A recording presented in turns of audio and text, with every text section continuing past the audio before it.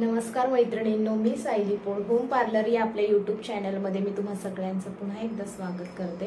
तर आजचा थंबनेल आहे आपला क्रिम्पिंग बाबतचा। मी लास्ट व्हिडिओमध्ये तुम्हाला क्रिम्पिंगची डिटेल म्हणजे क्रिम्पिंग कसे करायचे आणि क्रिम्पिंग केल्यामुळे जे आपल्या केसांचं टेक्स्चर आहे ते कसं चेंज होतं याबाबत एक व्हिडिओ पोस्ट केला होता।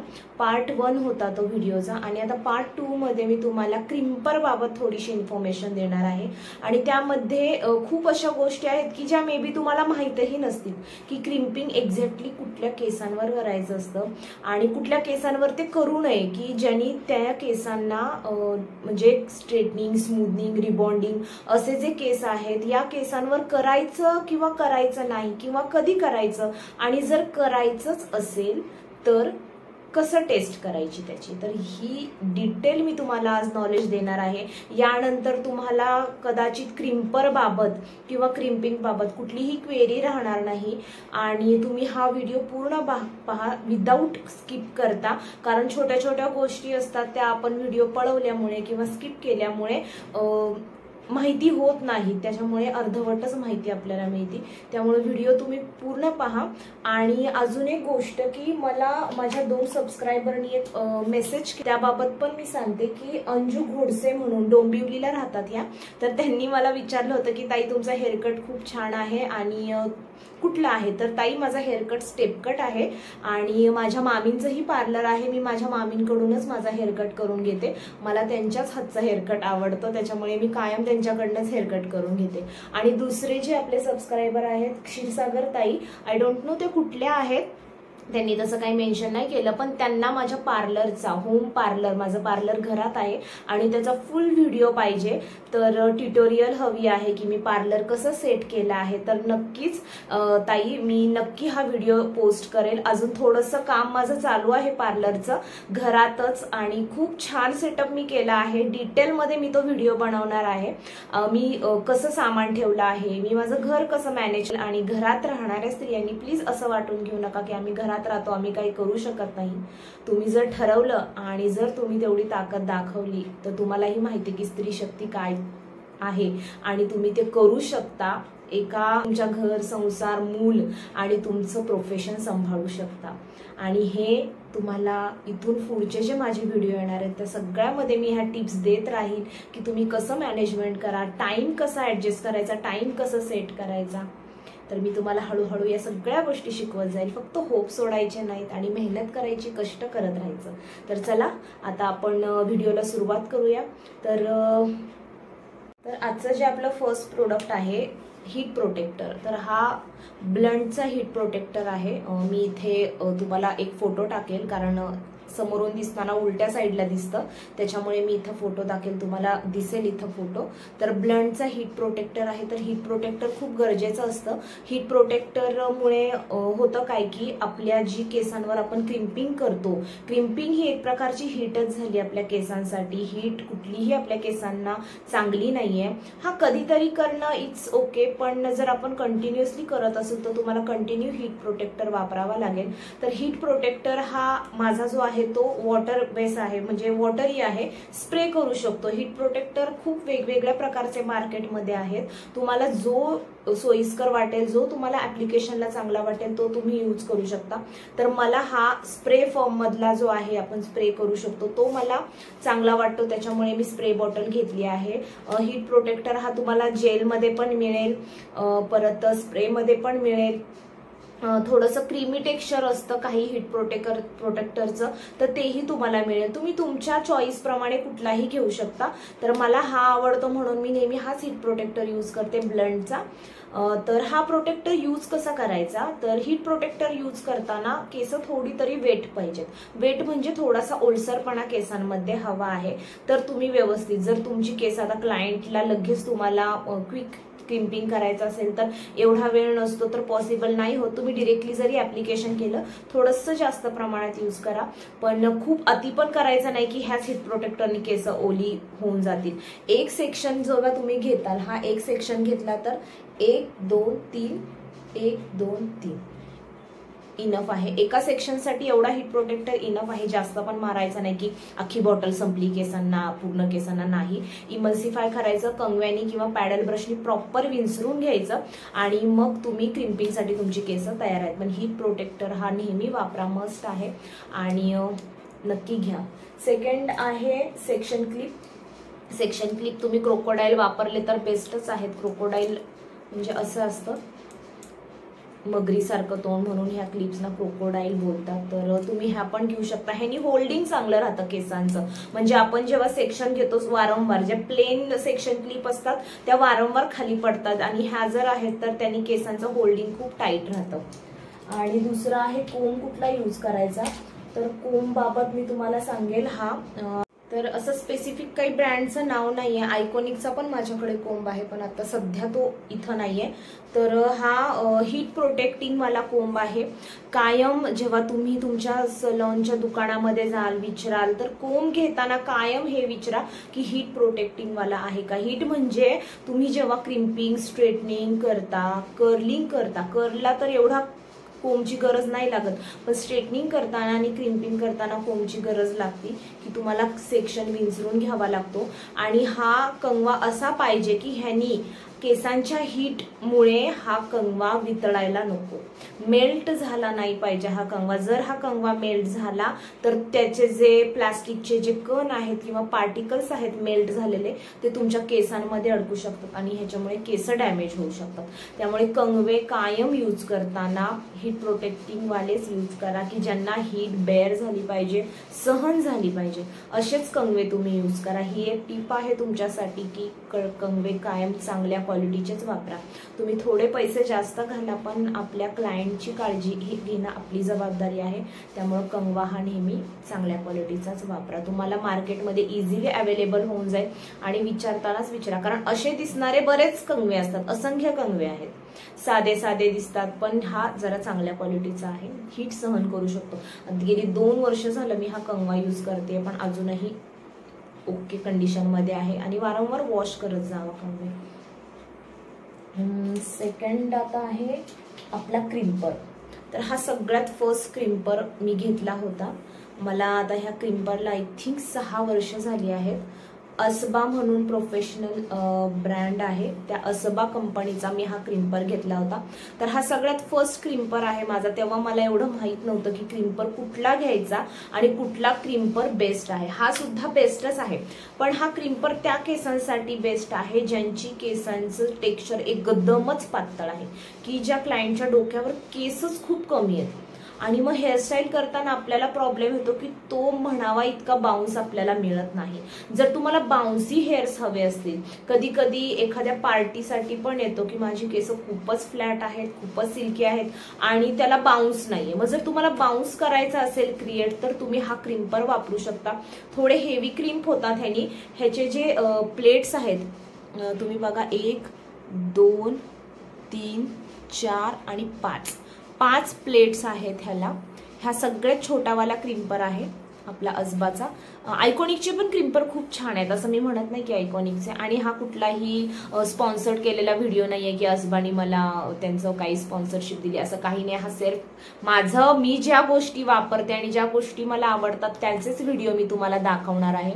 आणि खूप सुंदर आहे. आयकॉनिक तर बेस्टच आहे कंपनी, पण जेव्हा आपण सुरुवात करतो तेव्हा आपल्याला प्रत्येक महागडा ब्रँड परवडेलच असं नाहीये. त्यामुळे आपण असं काही नाहीये की खूपच महागड्या गोष्टी आणि महागडे ब्रँड. तुम्ही छोट्याशा गोष्टी घ्या पण चांगल्या घ्या आणि तिथून सुरुवात करा.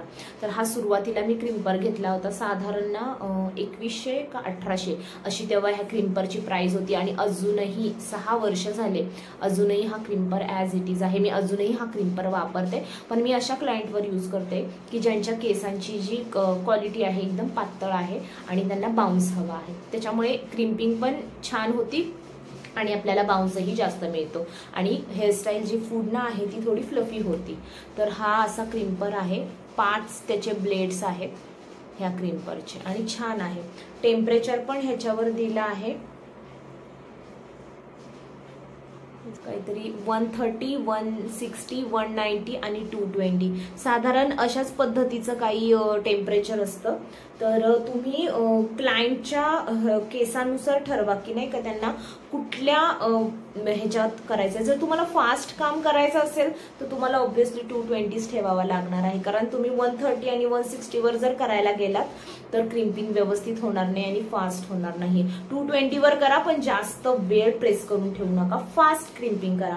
तुम्हाला जर क्रिम्पिंग कसं करायचं हे बघायचं असेल तर मी पार्ट 1 व्हिडिओचा पोस्ट केला आहे, तिथं तुम्ही बघा की मी कुठल्या प्रकारे. आणि मग अशी हीटची असतात.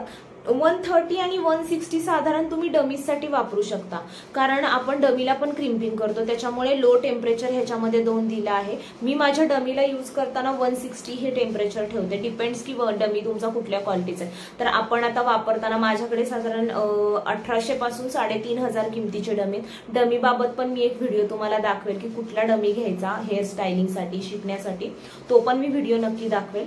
आणि आता सध्या तुम्ही 130 किंवा 160 ह्याच्यावर क्रिम्पिंग करू शकता. आणि ह्युमन हेअरसाठी तुम्ही 190 किंवा 220 हे टेम्परेचर वापरू शकता. बाकी ऑल ओव्हर सगळ्या क्रिम्परचं टेम्परेचर ऑलमोस्ट सेमच असतं, तर फक्त लो टेम्परेचर हे तुम्ही डमीसाठी वापरा. आणि फास्ट काम हवं असेल तर तुम्हाला मग जास्त टेम्परेचरच ठेवावं लागेल. हा सुद्धा मी ह्या मशीनच्या नंतर घेतलेला क्रिम्पर आहे, थोडंसं काम फास्ट करण्यासाठी. हा क्रिम्पर जो आहे अजबाचाच आहे आणि हा पण अजबाचाच आहे, कारण हा इतका छान टिकला मग मी म्हटलं की अजबाचाच घ्यायचा आहे मला. आणि अफोर्डेबल आहे, खूप जास्त कॉस्टली नाही आहे. आयकॉनिकचे जरा कॉस्टली जातात, ऑब्व्हियसली क्वालिटी आणि ब्रँड आहे त्याच्यामुळे महाग जातात, पण अजबा पण काही वाईट कंपनी नाहीये, खूप छान आणि प्रोफेशनल ब्रँड आहे हा पण. तर ह्याचं तुम्ही बघू शकता की हा जरा जाडीला जास्त आहे आणि हा थोडा स्लिम आहे.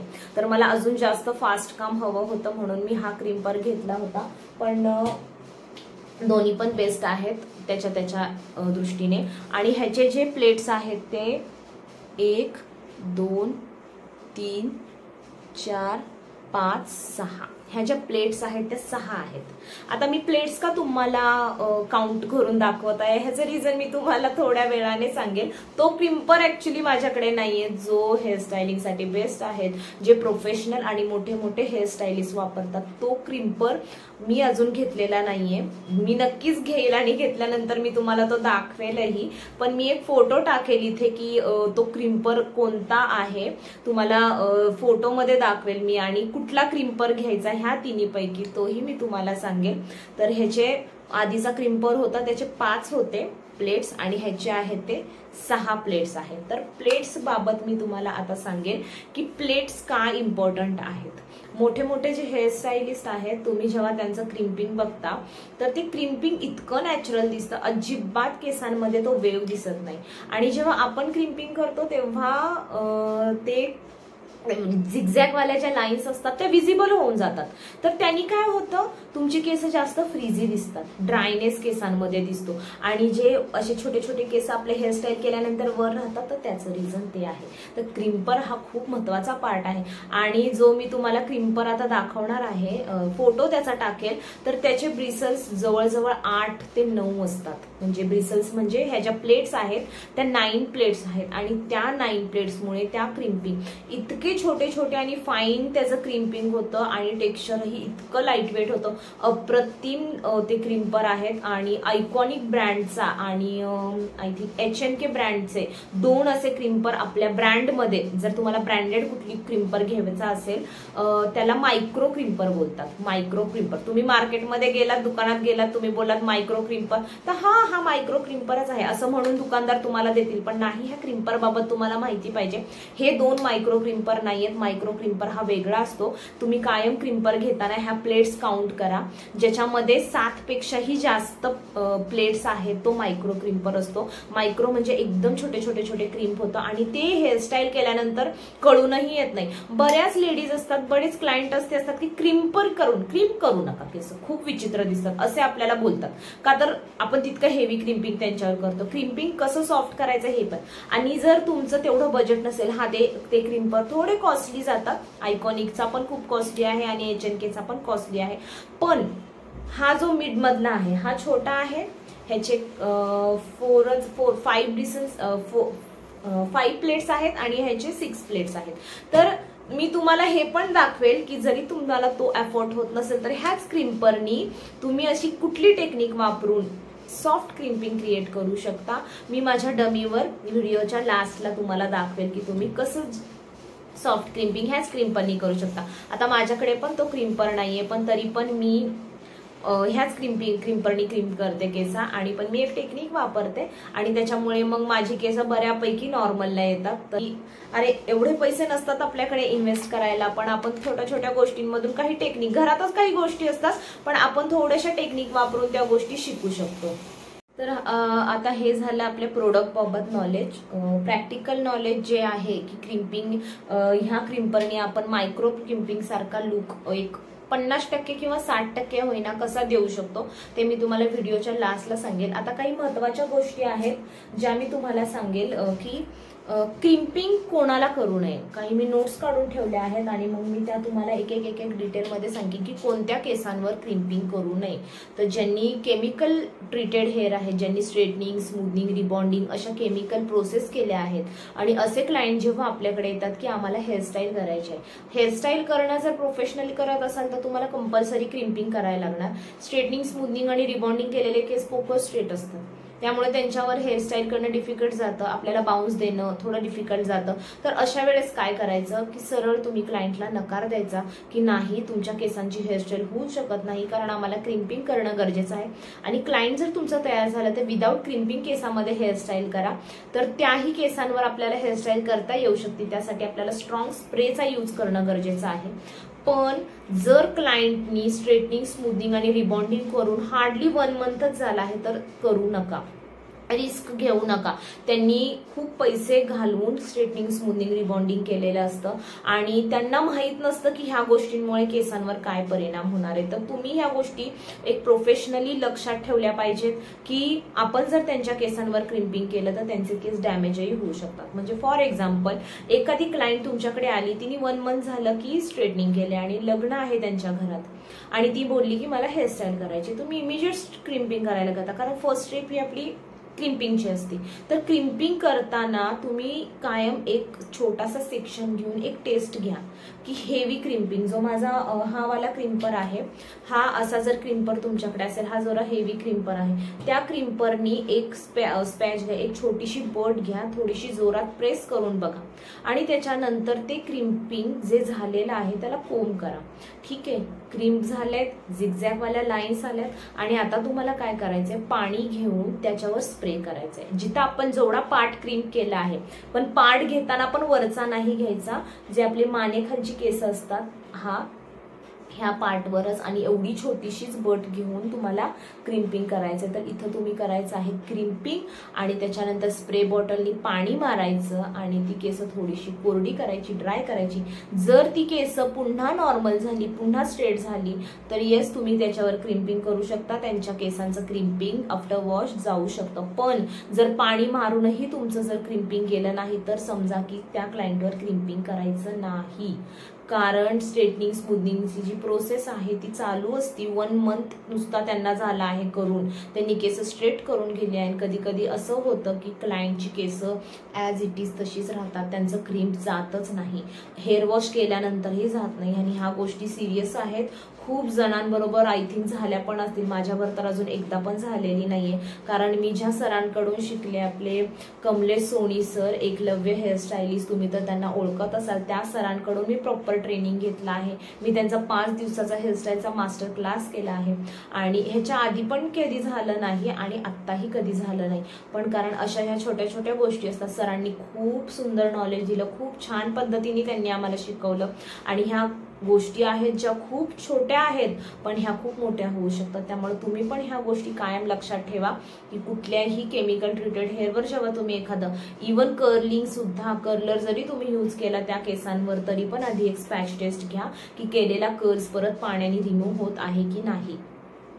आणि ह्या गोष्टींमुळे तुमचे क्लायंटही तुमच्यावर हॅप्पी राहणार आहेत की नाही. आणि जर तुम्ही क्रिम्पिंग केलं आणि जर त्यांची केस परत सरळ झालं नाही तर खूप अवघड गोष्ट होती, कारण त्याला आपण परत रिपेअर करू शकत नाही. त्यामुळे ह्या छोट्या छोट्या गोष्टी कायम लक्षात ठेवा आणि काळजी घ्या स्वतःचीही आणि क्लायंटचीही. आपलं जी इमेज असते ती खूप महत्त्वाची असते. म्हणतात ना की आपण जेव्हा सक्सेसफुल होतो तो जो काळ असतो तो टिकवणंही तितका महत्त्वाचा असतो. सक्सेस होणं जितकं अवघड आहे तितका तो सक्सेस टिकवून ठेवणंही अवघड आहे. त्यामुळे ह्या छोट्या छोट्या गोष्टींचंही नॉलेज तुमच्याजवळ असलं पाहिजे आणि ते कायम लक्षात ठेवा.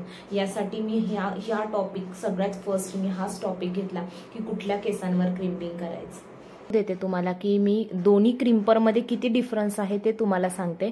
तर एकदम फाईन सेक्शन घ्यायचा आहे आणि क्रिम्पिंग करताना सेक्शन असा घ्यायचा की हात बॅक साईडला दिसला पाहिजे आपला, इतकं फाईन सेक्शन घ्यायचं, तरच तुमचं क्रिम्पिंग ऑल ओव्हर केसांमध्ये बसणार आहे.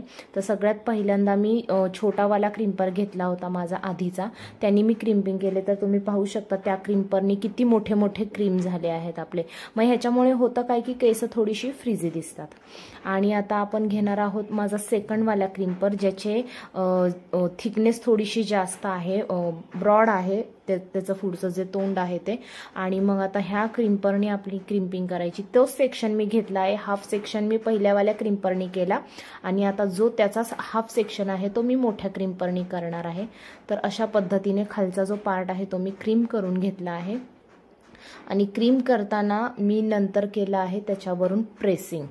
हो, क्रिम्परनीच प्रेसिंग करायचं आहे. ज्या क्रिम्परने आपण स्ट्रेटनिंग केलं त्याच क्रिम्परनी प्रेसिंग करायचं आहे. तर तुम्ही पाहू शकता वरचा पार्ट हा 1 नंबरच्या क्रिम्परनी केलाय की जो जास्त फ्रीझीनेस देतोय आणि खालचा जो आहे तो क्रिम्पिंग आहे पण एकदम नॅचरल लुक देतो आहे. तर आता हे कशामुळे की आपण जे क्रिम्पिंग केलं त्याच्यावर आपण केलं आहे प्रेसिंग. आता परत एकदा मी तुम्हाला मोठ्या क्रिम्परचा डेमो दाखवते की आता मी क्रीम करून घेतला आहे, टॉप टू बॉटम मी क्रिम्पिंग केलं आणि आता मी केलं प्रेसिंग. ह्या प्रेसिंगमुळे होणार काय आहे, जे तुमचे फ्रीझी झालेले हे केस आहेत ते पुन्हा फ्लॅट होणार आहेत. तर हे होतं आपलं डिटेल नॉलेज. तर शेवटला मी हे तुम्हाला सांगितलं की क्रिम्पिंग कोणावर करायचं, कसं करायचं, स्पॅच टेस्ट कशी घ्यायची आणि हीट प्रोटेक्टिंग बद्दल सांगितलं. प्रॅक्टिकल नॉलेज बघायचं असेल तर तुम्ही आपला पार्ट 1 बघा आणि थेरीचं नॉलेज बघायचं असेल तर तुम्ही पार्ट 2 बघा. तर मी तुम्हाला डिटेल, मला तर असं वाटतं की मी तुम्हाला डिटेल जेवढं मला नॉलेज आहे तेवढं मी तुम्हाला देण्याचा प्रयत्न केला आहे. तुम्हाला अजून जर काही प्रश्न असतील तर तुम्ही मला कमेंट करा आणि मी नक्की तुमच्या प्रश्नाचं उत्तर द्यायचा प्रयत्न करेन. आणि जर व्हिडिओ आवडला असेल तर लाईक, शेअर आणि सबस्क्राईब करायला विसरू नका. थँक्यू. Bye bye.